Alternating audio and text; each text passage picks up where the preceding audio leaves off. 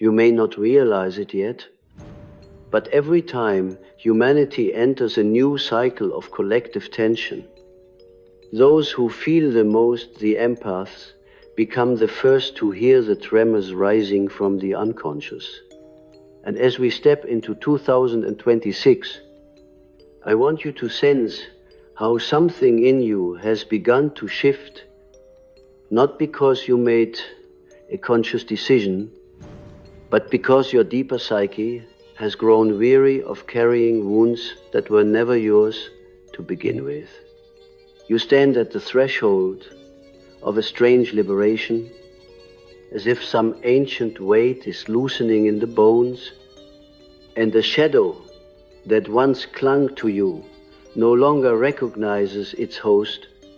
It is here, in this mysterious inner borderland, where the empath begins to break free from the narcissist, not simply as an act of rebellion, but as a natural consequence of psychic evolution. When I speak of empaths and narcissists, I am not speaking of superficial roles assigned by popular psychology. I am speaking of archetypal forces, ancient patterns in the collective unconscious that have existed long before the language we use to describe them. The empath is not merely a sensitive person. They are the carrier of the ancestral wound, the one who unconsciously holds the emotional inheritance of a lineage. And the narcissist is not simply a self-absorbed individual.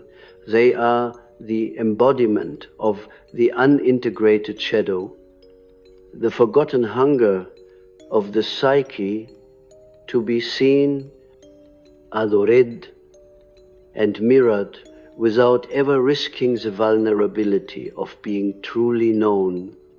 In every epoch of human history, these two forces have danced around each other, drawn by a magnetic pull older than memory. The empath feels responsible for healing what is broken, and the narcissist believes they are entitled to be healed. Yet beneath this dynamic lies a deeper, more tragic truth. The empath's desire to rescue is usually rooted in a childhood where no one came to rescue them. And the narcissist's hunger for admiration is born from a childhood in which they were admired but never loved. This is why I say that 2026 becomes the year of liberation, not through an act of will, but through an awakening. The empath begins to see the narcissist not as a tormentor, but as a mirror that reflects the wounds they have inherited from their families, their ancestors, and the collective psyche. What you perceive as toxicity in another is often the shadow you were taught to ignore in yourself. You may recall a dream, one that perhaps visited you long before this year, where you walked through a room filled with cracked mirrors. Each mirror reflected a different version of you, a timid child, a fierce protector, a weary healer, a silent observer.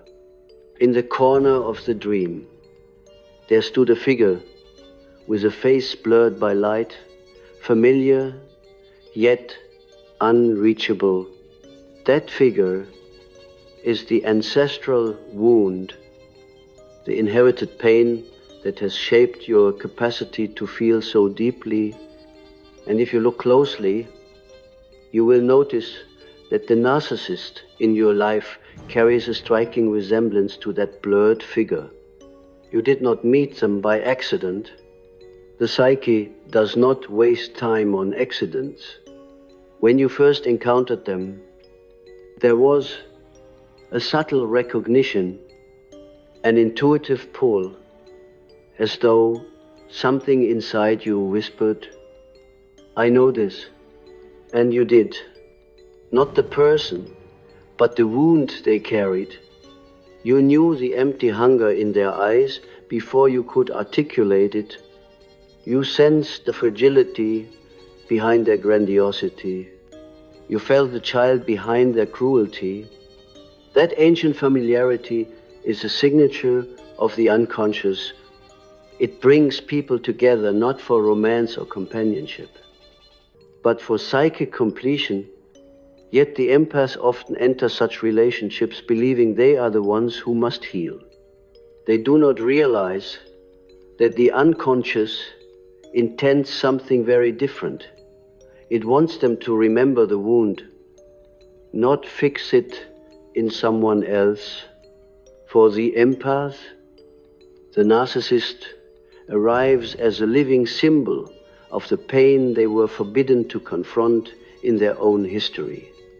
They come bearing the face of the father who was emotionally absent, the mother who demanded perfection, the caregiver who valued obedience over authenticity, or the ancestral lineage where silence was preferred over truth. But something changes. As we approach this new era, the empath is no longer hypnotized by the inherited role of caretaker. The spell breaks. The projection dissolves.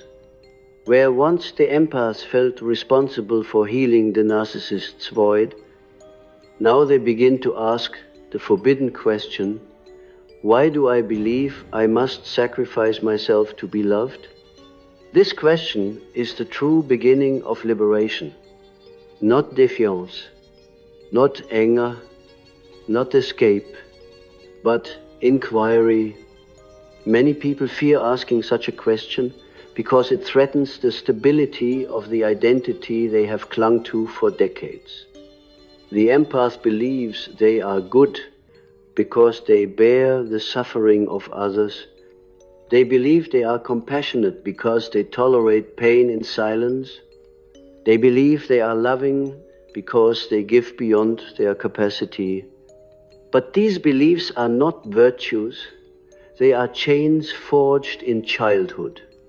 They are survival strategies that became personality traits. What makes 2026 such a powerful threshold is that the collective unconscious is pushing these patterns into the light. Buried wounds are rising to the surface, not only in individuals, but in society at large. The empath begins to see that their sensitivity is not simply emotional, it is ancestral. It is a residue of generations who swallowed their pain to maintain harmony. And when you carry such unresolved pain, you naturally attract those who project their unresolved shadows. To break free is not merely to walk away. It is to recognize the archetype that has been animating your relationships. And once you see the pattern, you can no longer be controlled by it. Imagine a forest at twilight. The trees stretch like silent witnesses, and the wind carries the scent of something ancient, something awakening. In the clearing, an empath stands with their hands open, palms trembling, as though releasing a burden they have held for far too long.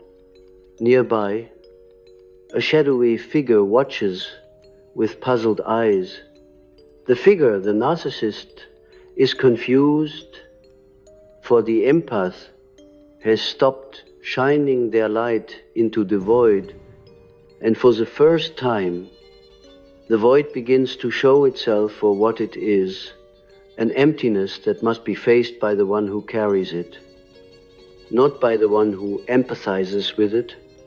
When the empath withdraws their inherited role, the narcissist loses their mirror, and the moment the mirror is gone, The spell breaks. This is not an act of punishment. It is an act of truth. The empath was never meant to be a source of psychological nourishment for someone who refuses to grow. The empath is meant to awaken, to differentiate, to reclaim the self that was buried under generations of emotional labor. You might feel a strange mixture of grief and relief as you step into this awareness. Grief for the years you spent carrying wounds that were not yours, and relief for finally laying them down. This emotional mixture is not a contradiction. It is a rite of passage. The psyche does not shed its old skins without mourning them. If you close your eyes now, you may sense the presence of your ancestors behind you, not as ghosts, but as symbols. They are not asking you to continue their suffering. They are asking you to free yourself from it. And paradoxically, it is only when you refuse to repeat the inherited wound that you truly honor those who came before you.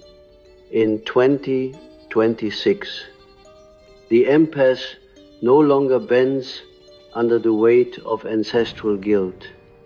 They no longer shrink so others can feel large. They no longer play the quiet healer while their own wounds remain unspoken.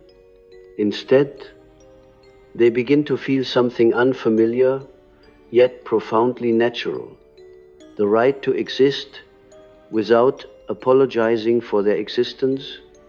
And that is where liberation begins, when the empath begins to awaken to the truth of their inherited wounds.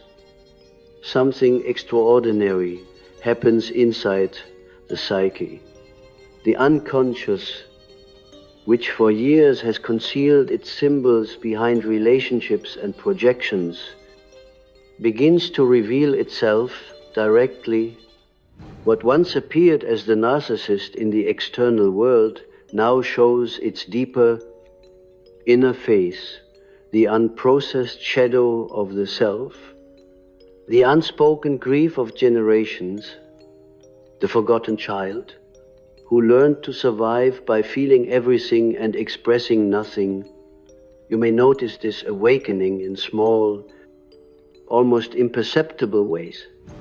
The empath stops explaining themselves. They stop rushing to soothe tensions that they did not create. They stop shrinking when someone else becomes loud, demanding, or manipulative. And in that quiet withdrawal, a sacred space opens, a space where the psyche can finally speak without the noise of inherited expectations. The narcissist, sensing this shift, often reacts with confusion or panic, not because they care for the empath's well-being, but because the collapse of the old pattern threatens their sense of self. Without the empath's emotional labor, the narcissist must confront the emptiness they have avoided their entire lives.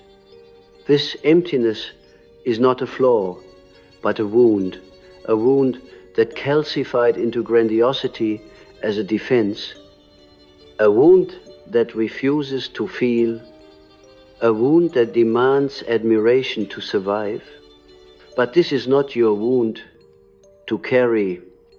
As the empath steps back, they begin to see the dynamic not through the lens of personal failure, but through the larger symbolic lens of the psyche.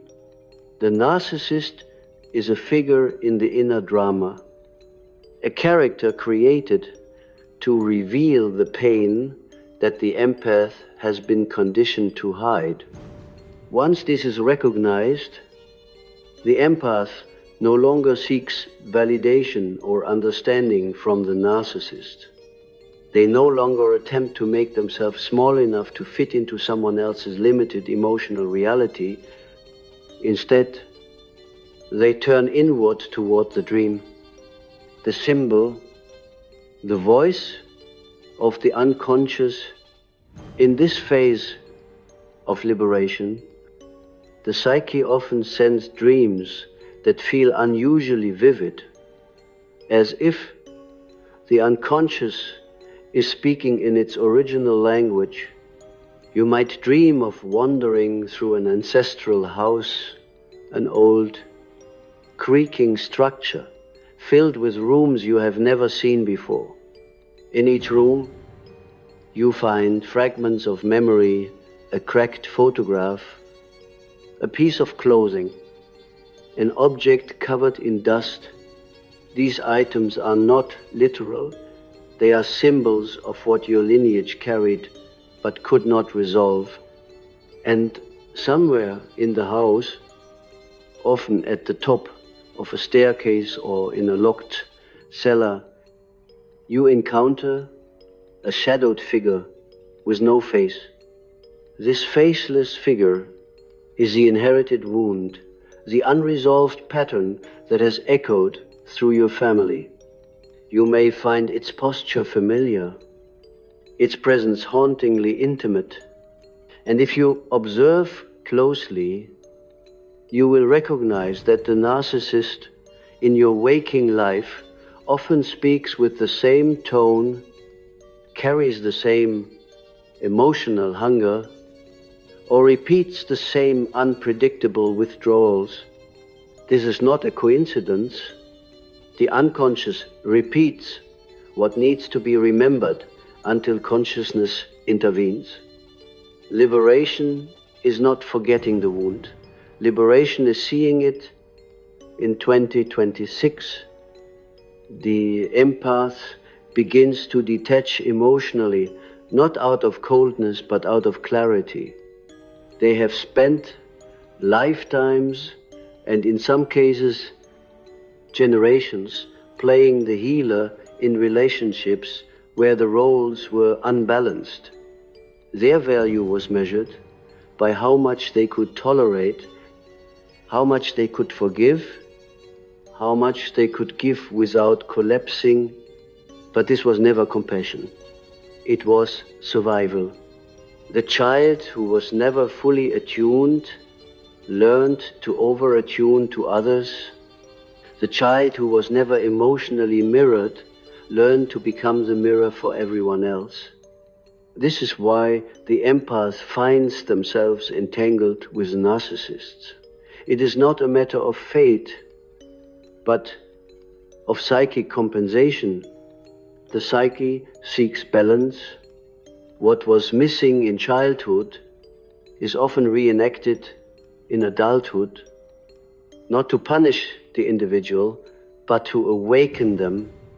And when the empath finally recognizes this pattern, they step into the most important confrontation of their life, the confrontation with their own shadow. Contrary to popular belief, the shadow is not the darkness of evil, it is the darkness of the unlived self. For the empath, the shadow often contains suppressed anger, unacknowledged needs, forgotten desires, the instinct for self-protection, and the right to be separate. These qualities were rejected early in life because they threatened the harmony of the environment. To survive, the empath learned to disown them. But the psyche does not forget what the mind suppresses. The shadow gathers strength in the unconscious, waiting for the moment it can emerge not as chaos, but as wholeness.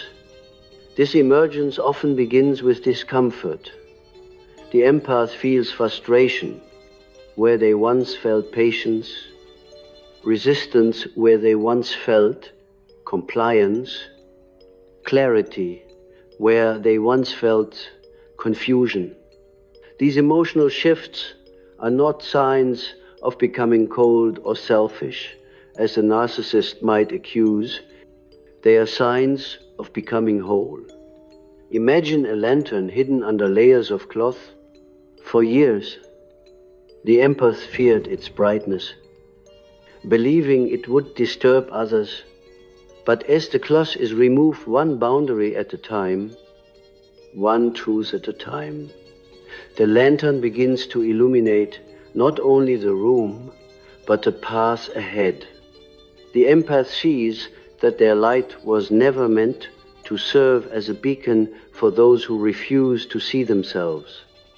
It was meant to illuminate their own inner journey. In this light, the empath begins to reclaim what was lost. They reclaim the voice that trembled in childhood.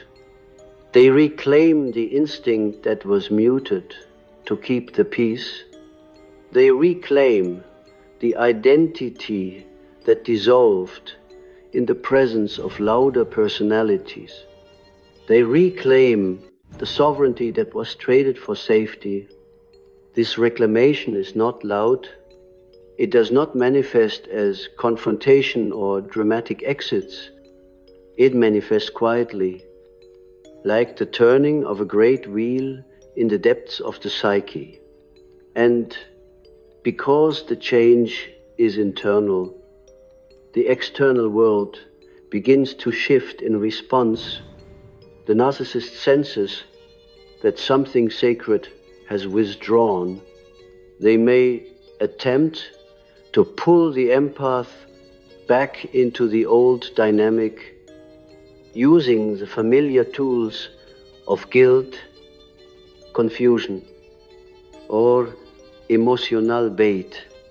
But the empath no longer responds in the same way, for they have begun to see through the illusion. What once felt like love now reveals itself as an unconscious contract. I will carry your pain if you will fill my emptiness. But this contract dissolves the moment one party awakens, and in 2026, many empaths around the world begin to awaken simultaneously.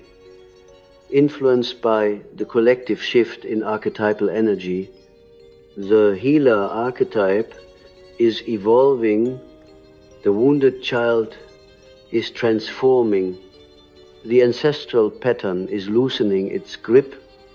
You may feel this in your body, a sense of heaviness leaving the chest, a warmth rising at the base of the spine, a clarity settling behind the eyes.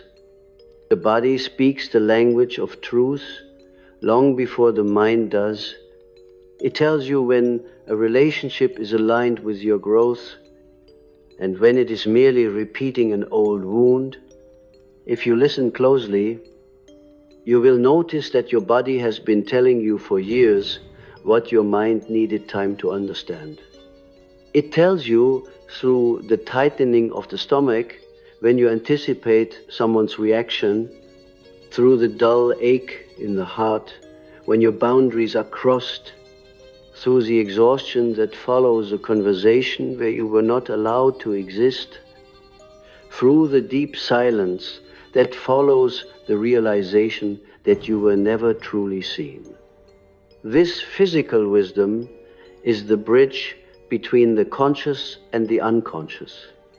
And when the empath finally trusts this wisdom, the spell of the narcissist breaks. The empath sees that the relationship was not a failure, but a revelation of what needed to be healed within themselves. In the coming phase of liberation, the empath begins to detach not only from the narcissist, but from the identity of the empath itself. For behind this identity lies a deeper, more timeless archetype, the self, the center of the psyche, the source of inner authority, the empath sensitivity. Once a burden becomes a compass, their intuition, once dismissed, becomes the guide, their depth once exploited, becomes the foundation of their sovereignty.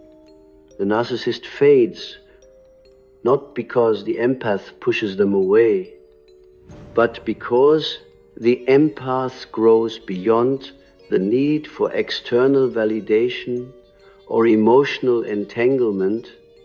The psychic contract ends, the archetypal dance dissolves, and what remains is a clearer, more grounded sense of self. The empath has not become cold, they have become conscious, and consciousness is the beginning of freedom. As the empath steps deeper into this process of awakening, a strange phenomenon begins to unfold. The world around them appears to shift in subtle but undeniable ways. People who once held great emotional power over them seem oddly diminished, as if the empath's newfound clarity has stripped away the illusions that once magnified the narcissist's presence. The empath begins to see not the towering figure of authority or charisma they once perceived, but a wounded individual whose entire identity is constructed around avoiding their own pain. This is the moment the psyche reveals one of its oldest truths. We magnify in others what we are afraid to see within ourselves. For years, perhaps decades, the empaths projected their own disowned strength, their unclaimed autonomy, and their suppressed anger onto the narcissist.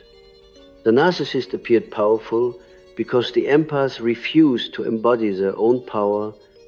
The narcissist appeared confident because the empath doubted their own worth. The narcissist appeared unshakable because the empath believed they could not survive without external approval. But as the unconscious releases its hold, the projection dissolves. Suddenly the empath sees the narcissist not as a giant, but as a child wearing the mask of a king. They see the emotional brittleness behind the grandiosity. They see the fear behind the dominance. They see the deep, silent emptiness behind the cruelty. And in that revelation, something profound happens. The empath's fear evaporates. Fear cannot survive when illusion collapses. Fear cannot exist once the shadow is recognized. Fear cannot thrive in the presence of consciousness.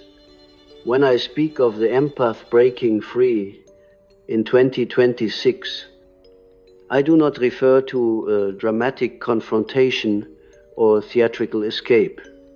Liberation rarely occurs in explosions. It occurs in shifts.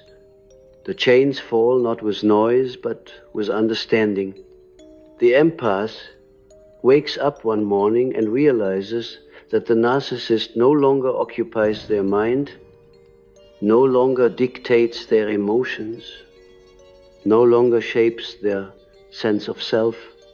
The psychic contract is broken, not by force, but by awareness. And because of this, a quiet rebellion begins inside the empath. The rebellion of authenticity. For the first time in their life, the empath begins to speak in their true voice, not the voice shaped by fear of rejection, not the voice softened to avoid conflict, not the voice crafted to manage someone else's emotions, but the voice that has been buried beneath layers of childhood conditioning and ancestral expectation. This authentic voice does not need permission to exist. It does not seek approval. It does not apologize for its presence. It simply emerges like a long-forgotten river returning to its natural course. As the empath regains this voice, the entire structure of their inner world changes. They begin to understand that their sensitivity, their greatest burden, was always meant to be their compass. They sense the patterns behind people's words. They detect the emotional truth behind behaviors. They feel the undercurrents of relationships with a clarity that others cannot fathom. But now, rather than using this sensitivity to adapt to others, they use it to honor themselves, and so a profound inversion occurs. The empath stops absorbing the world and starts interpreting it. This shift marks the true beginning of individuation, the sacred process by which a person becomes who they were always meant to be. Individuation requires a journey into the unconscious, a confrontation with the shadow, a dialogue with the ancestral wound, and ultimately a reconciliation with the self. It cannot begin as long as the empath is entangled in relationships that demand self-abandonment. Thus, the narcissist, without knowing it, becomes the initiator of the empath's transformation. They serve as the catalyst that forces the empath to face the wound. They have inherited the wound of invisibility, of emotional neglect, of carrying burdens that were not theirs.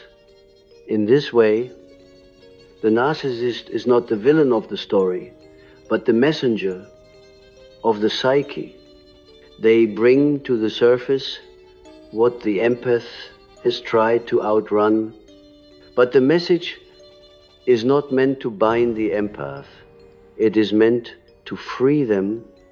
In the next stage of liberation, the empath begins to reconnect with their instincts, the primal, intuitive, bodily intelligence that they were taught to distrust.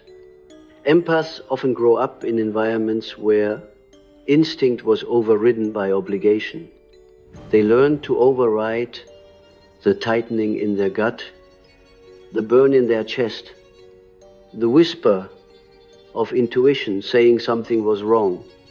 They learn to rationalize danger, normalize disrespect, and endure emotional hunger as if it were love. But as consciousness expands, the empath begins to feel their instincts awakening. They notice when their body tenses in someone's presence, when their breath shortens around manipulation, when their chest opens in the presence of safety. They begin to understand that the body speaks the truth without negotiation. This reconnection with instinct is one of the most powerful stages of transformation.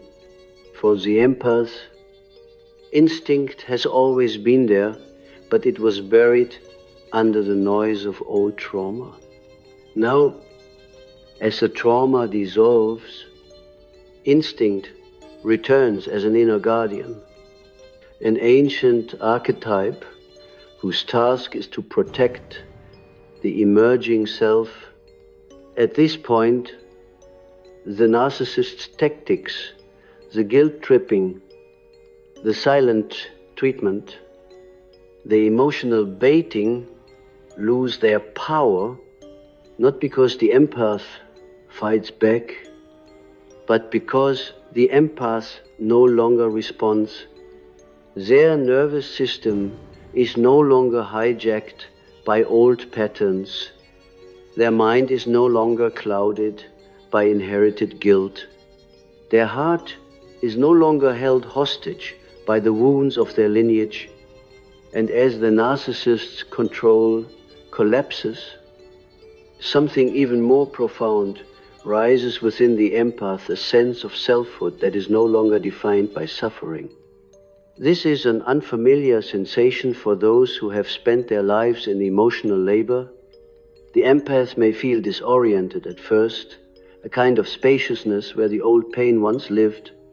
It may feel as though they have stepped into a new skin. They may feel the quiet thrill of realizing that their energy is finally their own. They may even feel a strange grief for the past version of themselves. The version who believed that love required sacrifice, silence, and self-erasure. This grief is not a step backward, it is the psyche honoring what was lost.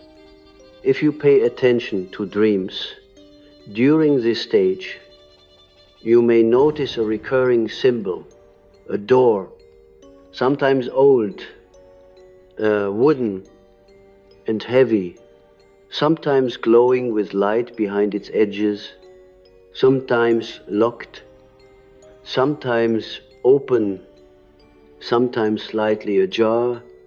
This door symbolizes the threshold between the old self and the emerging self. The ego fears crossing it, for it represents transformation. And transformation always demands the death of an identity. But the deeper psyche, the self, encourages the movement forward. It whispers through intuition, synchronicity, and sudden clarity. It prepares the empath for the moment when they will step through the door and leave behind not only the narcissist but the entire psychic system that once bound them in 2026. This doorway widens for many. Collective consciousness often shifts in waves, and the waves of this era are carrying the empath toward individuation.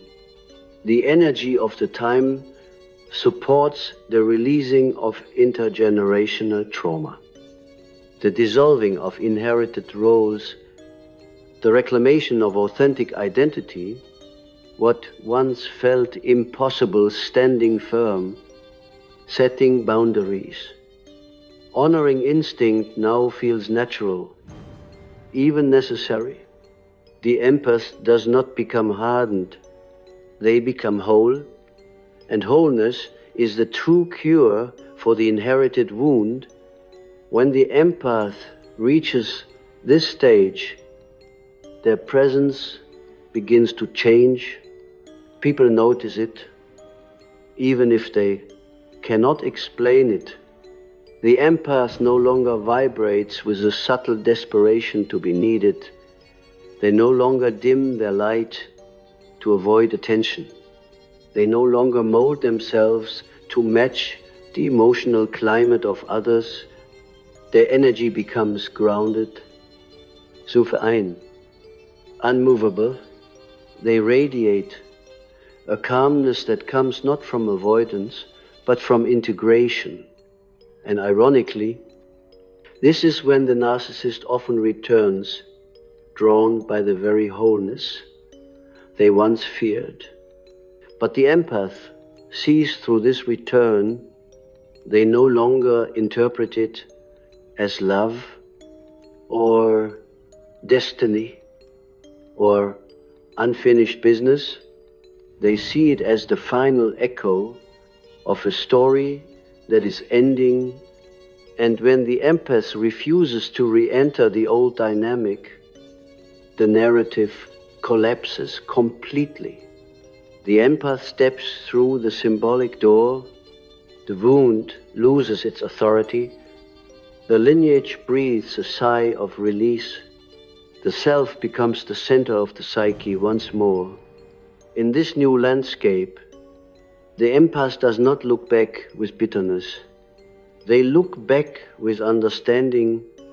They see how every wound push them toward awakening. They see how every manipulation revealed the truth. They see how every heartbreak guided them toward themselves.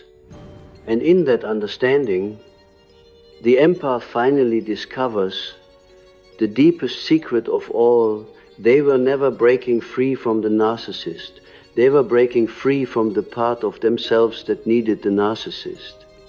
When the empath reaches this stage of awakening, when the door has been opened, when the inherited wounds have been recognized, when the spell has been broken, they enter a new psychological landscape, one that feels both unfamiliar and strangely destined. This is the phase of integration, where the fragments of the self begin to return home. It is a phase that many mistake for loneliness, but in truth, it is the soul's quiet rebirth. You may sense this shift in subtle ways. Silence begins to feel nourishing rather than frightening. Solitude becomes a sanctuary instead of a void. Your inner world feels more expansive than any room you could enter. This is not withdrawal, it is alignment. The empath begins to return to themselves after years, sometimes lifetimes, of being lost inside the emotional boundaries of others. It is here that the psyche often sends one of its most profound symbols, the return of the inner child, not the sentimental child of memory, but the archetypal child, the original core of innocence. Spontaneity and instinct, this inner child does not return as a nostalgic longing, but as a guide. It brings with it the clarity you once had before the world taught you to abandon yourself. You may feel flashes of old desires, dreams you once dismissed, or forgotten talents resurfacing as if emerging from a long sleep. These are not random impulses. They are the pieces of you that were preserved deep within the unconscious until you were strong enough to reclaim them. For empaths, the inner child is often the one who first recognized the emotional climate of the household. They felt the tension long before words were spoken. They intuitively sensed the needs of the adults around them. They learned to adapt, to feel for others, to mirror emotions that were not theirs, and in this adaptation, their own childlike essence, the instinct for joy, for boundary, for expression, was softly pushed aside. But now, as the narcissistic dynamic dissolves, the child returns, not as a victim, but as a reminder. You were whole before the wound. You were enough before the roles. You were alive before the silence. This moment can feel overwhelming because it requires the empath to do something they have never been taught, to nurture themselves. Not in the superficial language of self-care, but in the deeper archetypal sense, to become the parent, the protector, the witness that their early environment lacked. And when the empath begins to parent their own psyche, something miraculous unfolds. The narcissist's voice fades. The inherited guilt dissolves. The echoes of criticism lose their weight. The ancient wound loses its script. For the first time, the empath hears a voice inside them that speaks without fear. This is who I am. This is what I feel. This is what I deserve. This is where I end, and others begin. This voice is not loud. It does not shout. It does not demand. It simply asserts its existence in psychoanalytic terms. This is the emergence of the self, the central organizing force of the psyche, the inner authority that guides individuation. For most of their life, the empath has lived far from this center, orbiting instead around the emotional needs of others. But the break from the narcissist marks a turning inward, a gravitational pull back to the self, and once this pull begins, it becomes unstoppable. It is during this period that the empath encounters their shadow more directly. Most misunderstand the shadow, believing it to be a repository of darkness or sin. But the shadow is simply the part of the self that has been disowned. For empaths, the shadow is often composed of qualities that were necessary for survival but forbidden in their environment: anger, assertiveness, instinct, sexuality, ambition, unpredictability, self-protection. These qualities were labeled as too much or selfish or dangerous, and so the empath pushed them into the unconscious, where they lived in silence. But now the shadow begins to speak, and the empath must listen, not with fear, but with curiosity. You may feel moments of sudden anger rising unexpectedly. This anger is not a sign of regression, it is the return of vitality. You may feel impulses to withdraw, to isolate, to reclaim space. These are not signs of coldness. They are signals of boundaries forming. You may feel a surge of ambition, creativity, or desire. These are not delusions. They are the signs of life returning after years of emotional suppression. The shadow emerges not to disturb, but to complete, not to harm, but to heal, not to destroy, but to integrate.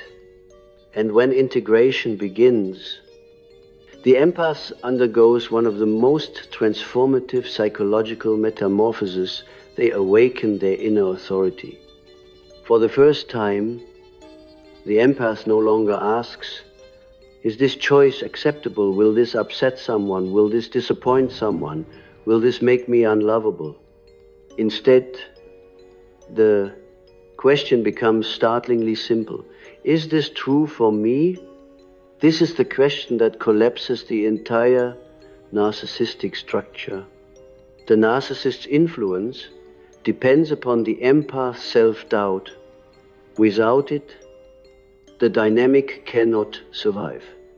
The moment the empath trusts their own perception over another's manipulation, the entire architecture of control falls apart. The empath begins to notice red flags, not as puzzles to solve, but as boundaries to honor. They stop giving second chances that become third, in fourth. Fifth, they stop believing that love can fix what the other refuses to face. They stop investing in potential and start responding to reality. They stop accepting breadcrumbs and start listening to hunger. They stop mistaking intensity for intimacy and attention for affection, and as they do, their inner world stabilizes.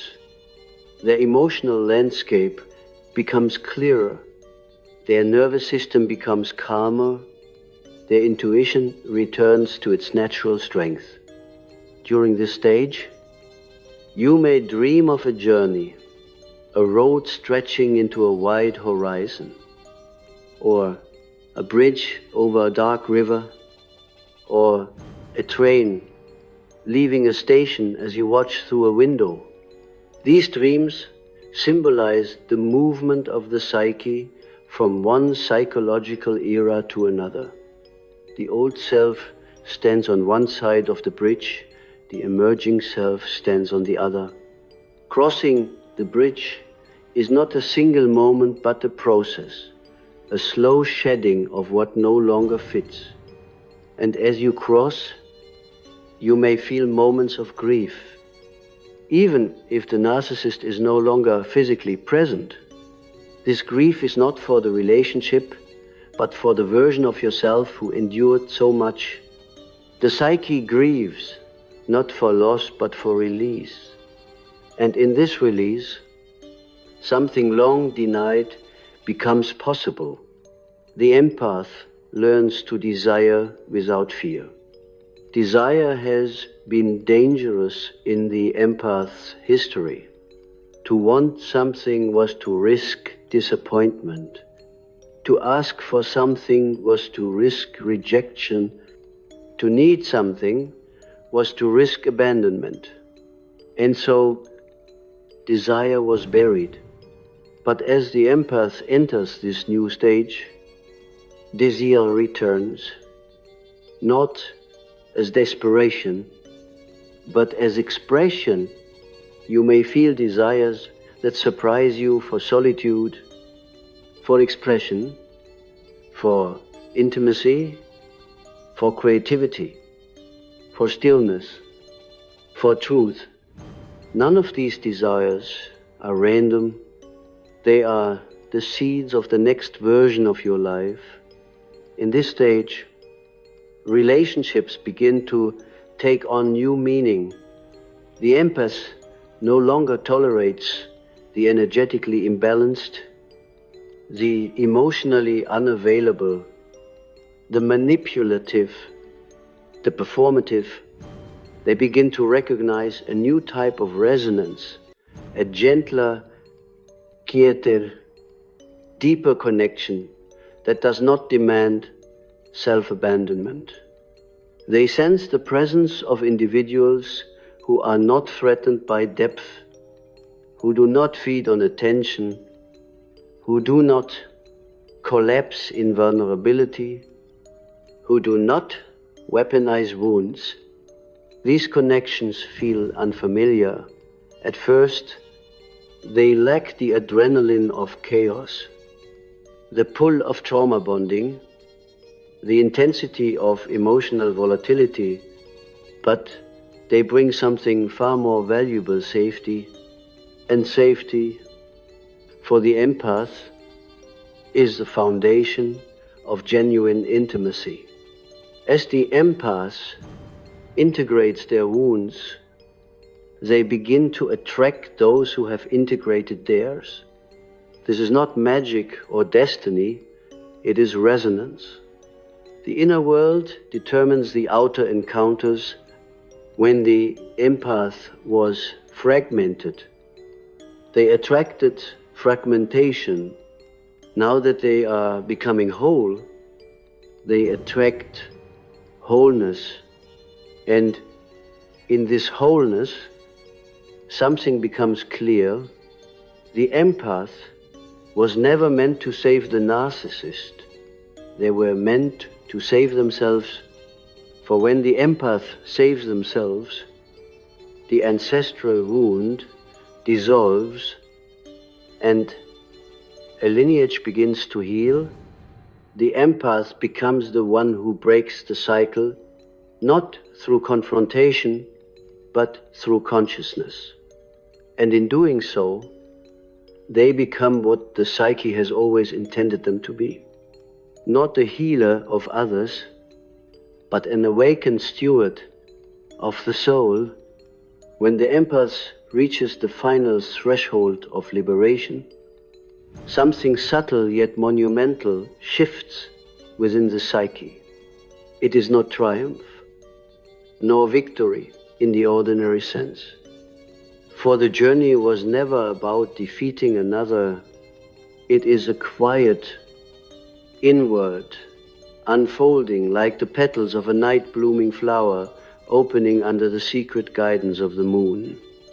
This is the moment the empath recognizes themselves not as a fragment of their past, nor as an extension of another's wounds, but as a whole, sovereign being with an identity independent of any role they were conditioned to play.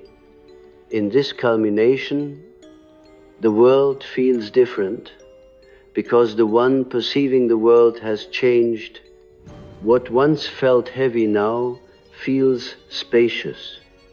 What once felt chaotic now feels patterned. What once felt personal now reveals itself as archetypal. The empath begins to see their life not as a series of random events, but as a mythic narrative orchestrated by the unconscious, leading them toward individuation, toward the realization of the self. And in this realization, the narcissist fades into the background, not as an enemy, but as a symbol whose purpose has been fulfilled. You see, every psyche calls into its orbit the exact relationships it needs to evolve. The narcissist was not an accident. They were an initiation, a trial through which the empath learned to confront abandonment, to reclaim boundaries, to awaken instinct, and to dissolve ancestral patterns. The narcissist, in their unhealed state, served as the guardian of the threshold, a figure that tests the soul before it enters the realm of consciousness. When the test is passed, the guardian steps aside, for there is nothing left for them to protect. The empath does not reject the narcissist with hatred. They release them with understanding, and in that understanding, a foundation of profound inner peace begins to form. This peace is not numbness. It is not withdrawal from life. It is the peace of alignment, the peace that comes when the inner and outer worlds no longer contradict each other. The empath begins to act from a place of inner truth rather than emotional reflex. Their choices emerge from authenticity rather than fear. Their relationships arise from resonance rather than need. Their presence expresses who they truly are rather than what they were conditioned to be. In this stage, the psyche often reveals the final symbol of transformation, the mirror dissolving. Throughout the empath's life, mirrors have served as both guides and traps. They mirrored the emotions of others. They mirrored the pain of their lineage. They mirrored the narcissist's shadow. They mirrored everything except their own true image. But now the mirror dissolves, and in its absence, the empath sees something they have never seen before, themselves. Unreflected, unfiltered, unprojected. This is the moment of self-recognition that marks the birth of the true individual. The mirror was a tool of survival. Its dissolution is a sign of awakening. After this revelation, relationships take on an entirely new significance. The empath no longer searches for people who need them. They seek those who see them. They no longer feel drawn to fix brokenness. They seek to share wholeness. They no longer tolerate emotional ambiguity. They desire psychological clarity. They no longer cling to intensity as proof of intimacy. They recognize that real intimacy is quiet, steady, unforced, and mutual. This shift is not a rejection of others. It is an alignment with the self. You may notice that people respond differently to you now. Some will be drawn to your groundedness, your clarity, your presence. Others, particularly those who once relied on your emotional compliance, may feel unsettled, not because you have become different, but because they can no longer control the emotional currents within you. The empath's new presence acts like a tuning fork. It reveals, without judgment, the frequency of those around them. Some will harmonize with this frequency, others will be unable to tolerate the resonance. This is the natural order of psychological evolution. No effort is required, no confrontation is needed. The psyche aligns itself through vibration, not argument. In this alignment, a new archetype begins to rise within the empath. The archetype of the sage, the seer, the inner guide. This archetype is not merely intellectual, it is deeply intuitive, rooted in instinct and symbol. The empath becomes someone who senses beyond appearances, who reads the emotional undercurrents of situations, who understands the invisible architecture of relationships. They become someone whose presence carries depth without heaviness, clarity without rigidity, strength without aggression. This is the matured empath, not the wounded healer, but the conscious healer of themselves. And from this maturation emerges the final truth of the journey. Freedom is not the ability to distance yourself from others. Freedom is the ability to remain yourself in their presence. For the empaths, this is revolutionary. They no longer dissolve into others. They no longer adopt roles unconsciously. They no longer become the emotional container for every wounded soul they encounter. Instead, they hold their center with gentle firmness. They feel deeply, but they do not absorb unconsciously. They care profoundly, but they do not betray themselves to maintain harmony. This is the true meaning of breaking free, not escape, not rejection, not avoidance, but self-possession, the return of the soul to its rightful owner. In this stage, ancestral wounds begin to heal naturally.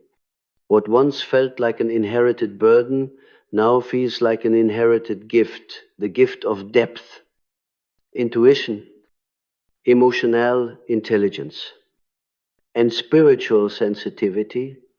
The empath sees that their greatest vulnerabilities were also their greatest capacities.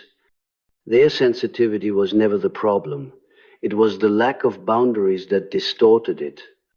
Their empathy was never a weakness. It was the absence of self-awareness that made it painful. Now, with awareness restored, empathy becomes power, not the power to control others, but the power to understand life at its deepest layers. And with this understanding comes the final transformation. The empath steps into the world, not as someone wounded, but as someone awakened. Their presence carries the quiet authority of someone who knows themselves. Their silence carries meaning. Their boundaries are firm yet compassionate. Their emotional clarity is steady, not performative. Their intuition is trusted, not doubted. Their relationships are chosen, not clung to. Their love is conscious, not sacrificial, and because of this, the empath begins to attract a different kind of love, one rooted in truth, reciprocity, and depth. A love that does not fear their sensitivity but honors it. A love that does not feed on their light but grows with it. A love that does not use their empathy as a weapon but sees it as a sacred language. A love that does not demand self-abandonment but invites self-expression. This love becomes possible only because the empath has reclaimed themselves. And in reclaiming themselves, they have reclaimed their destiny. For this is the final revelation of the journey. You were never meant to be defined by the wounds you inherited. You were meant to be the one who transforms them. And as 2026 unfolds, empaths across the world will step into this realization not through force, but through consciousness, not through rebellion, but through awakening, not through external change, but through inner transformation. The empath who once carried the wounds of others now carries the light of awareness. The empath who once lost themselves in the emotions of others now finds themselves in their own truth. The empath who once confused suffering with love now recognizes that love begins where self-betrayal ends. The empath who once lived in the shadow of the narcissist now lives in the illumination of the self. This is the liberation. This is the transformation. This is the year the empath breaks free. And the unconscious, which has been guiding you all along, whispers the final truth. You were never escaping the narcissist. You were returning to yourself